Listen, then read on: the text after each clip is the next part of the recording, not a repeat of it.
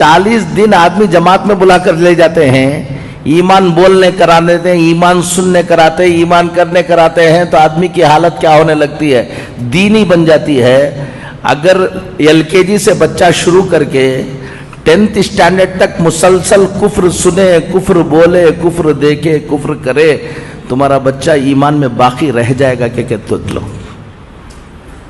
बेंगलुरु में मेरा एक स्कूल है, मैंने 3 जनवरी को अंबेडकर हॉल में मैंने अपना एनुअल डे किया। उससे पहले उस एनुअल डे की तैयारी के लिए हॉल को इंस्पेक्शन करने के लिए 2 दिन गया। उससे पहले 2 दिन पहले 2 तारीख को भी एक स्कूल का फंक्शन हो रहा था, एनुअल डे हो रहा था। 1 तारीख को भी एक स्कूल का एनुअल डे हो रहा था। मैं देखने के लिए अंदर गया, 90% मुसलमान बच्चे बुर्का ओढ़कर ऑडियंस अपने बच्चों को देखने के लिए आए हैं, और वहां पर पूजा कर रहे हैं बच्चे, और हमारे पेरेंट तालियां मार रहे हैं। वो स्कूल वाले करा रहे हैं, वो उसको बात छोड़ दो, स्कूल भी मुसलमानों की स्कूल है। स्कूल भी किसकी है? मुसलमानों की स्कूल है। और ऑडियंस ऐसा लग रहा था कि जुमा हो रहा है वहां पर। सब टोपियां पहन ले कोई बैठे हुए थे, सब बुरखे पहन लेकर बैठे हुए थे। वो बुरखे भी पहन लेकर बैठे हुए थे जिसमें नाखून भी ना दिखे, लेकिन उनके बच्चे पूजा कर रहे हैं और क्या मार रहे हैं।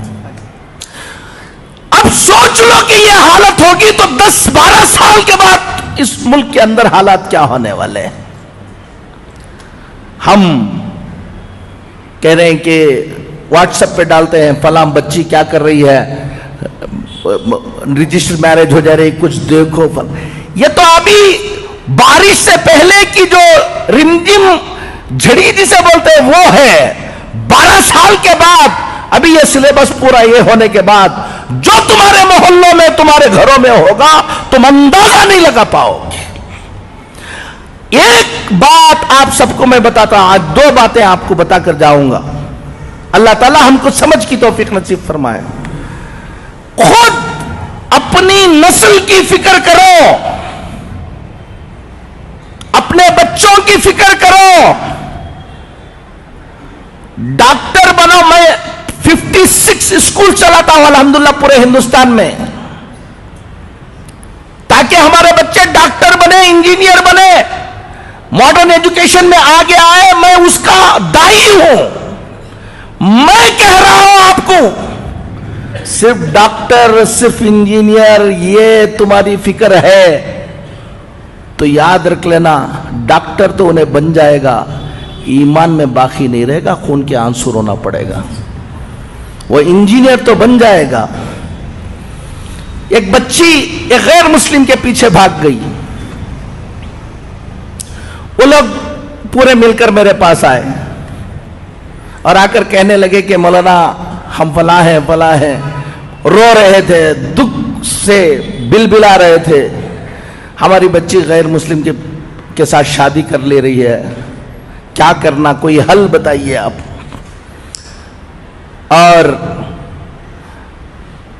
मैंने कहा कि कौन सी स्कूल में पढ़ाया है तुमने? तो स्कूल बताया उन्होंने, वो स्कूल जहां कुफ्र ही कुफ्र है। अब वो जोश में आकर उनके बाप ने मुझसे कहा, हजरत मेरा बस चल जाए तो मेरी बच्ची को मैं कत्ल कर दूं। मैंने उससे कहा, तेरा बस चल नहीं रहा इसलिए कत्ल नहीं कर रहे, तेरा बस चला तो तुम उसको कत्ल कर देते हो बोल रहे हो।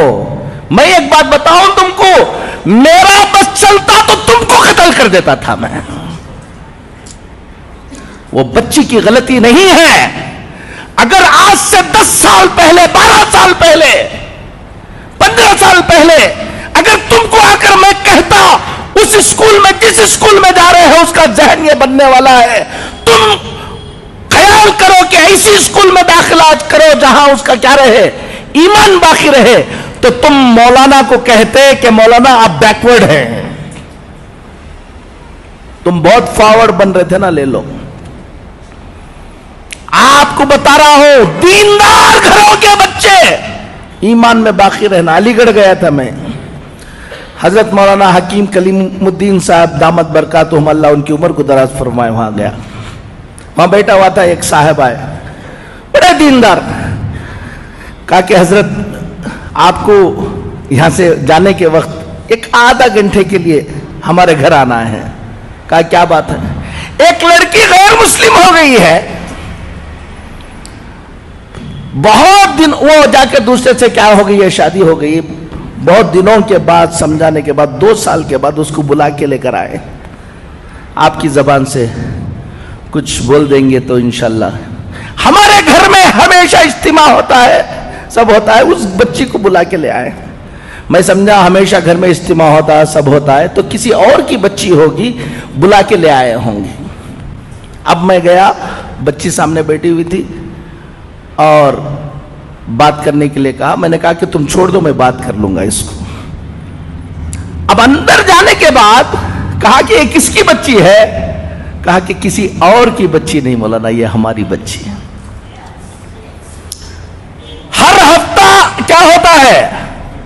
اجتماع ہوتا ہے، دیندار ہیں، سب کچھ ہیں، ان کی بچی نہیں۔ میں نے کہا کہ بیٹا تم کہاں پڑھے؟ کہا گرکل میں پڑھے حضرت ہم۔ میں نے کہا کہ علی گڑھ میں تم کو اور کوئی اسکول نہیں ملی؟ گرکل میں پڑھایا۔ کتنے بچے تھے؟ پورا گرکل کفر سکھاتا ہے، اسی کام کے لیے بنایا گیا ہے۔ اب آپ اپنی بچی کو ڈاکٹر بنانے کا جذبہ، آپ بچی کو بھیج رہے ہیں، دیکھ نہیں رہے ہیں، اور اچھے مارکس آ رہے ہیں، یہ آ رہے ہیں، یہ سب دیکھ رہے ہیں۔ میں نے کہا کتنی اور مسلمان بچیاں تھیں وہاں پر؟ کہا کہ ہم لوگ ایک 6-7 بچیاں تھیں۔ کیا کیا پروگرام ہوتے تھے، کیا کیا، اب پورا بتایا۔ میں نے ان کو بلا کر بتایا، ہفتے میں 1 مرتبہ تم گھر میں بٹھا کر اس بچی کو اجتماع سنا رہے تھے، اور صبح کو اٹھے تو شام تک وہ کفر سنا رہے تھے۔ تمہارے کفر، اس کفر کا اثر ہوگا یا تمہاری تعلیم کا اثر ہوگا؟ ایک بات ذمہ داروں کو کہتا ہوں، اپنے اپنے علاقے کے اندر ٹیوشن سینٹر شروع کرو۔ بچے اسکولوں کو جائیں، ٹیوشن کو آئیں، اور ٹیوشن کو آ کر جو ٹیوشن پڑھانے کے وقت جو کتابوں کے اندر کفر لکھا ہوا ہے، ٹیوشن بھی پڑھائیں اور کفر کو کلیریفائی بھی کرے ہمارے ٹیچرز۔ اس سے بچوں کے ایمان کی حفاظت ہوگی۔ دوسری، مکتب کے نظام کو کیا کرو؟ مضبوط کرو۔ پہلے واجب تھا تو اب فرض ہے۔ اگر کوئی گھمنڈ کر کے میرا بچہ میں فلاں جگہ پڑھا لوں گا، فلاں جگہ پڑھاؤں گا، مکتب کو نہیں بھیجے گا، 15-20 سال کے بعد خون کے آنسو رونے کے علاوہ کچھ نہیں رہے گا، یاد رکھ لینا۔ ایک بات تو سب سے اہم اس وقت یہ ہے کہ اپنے بچوں کے ایمان کی حفاظت کی فکریں کرو، محنتیں کرو۔ ٹائم کم ہے، سوچیں گے نہیں۔ اپنے اپنے سب لوگ الحمدللہ، ابھی اثر یہ ہے کہ ایک طرف یہ فتنہ ہے، لیکن مسلمانوں میں بھی بڑی بیداری ہے۔ ہم پورے ہندوستان میں جاتے ہیں، ہر مسلمان چاہتا ہے کہ کچھ نہ کچھ ہم دین کے لیے کریں۔ خاموشی کے ساتھ کام کرنے والوں کی ایک بڑی تعداد ابھی پیدا ہو گئی، جو کیا کر رہے ہیں؟ کام کر رہے ہیں۔ آپ کو بھی، نوجوانوں کو کہتا ہوں، سب کو کہتا ہوں، اپنا وقت اور اپنا پیسہ، اپنی دولت، تھوڑا سا پیٹ پر پتھر باندھ لو، لیکن اپنی اس آنے والی نسل کی حفاظت کی محنت میں لگاؤ۔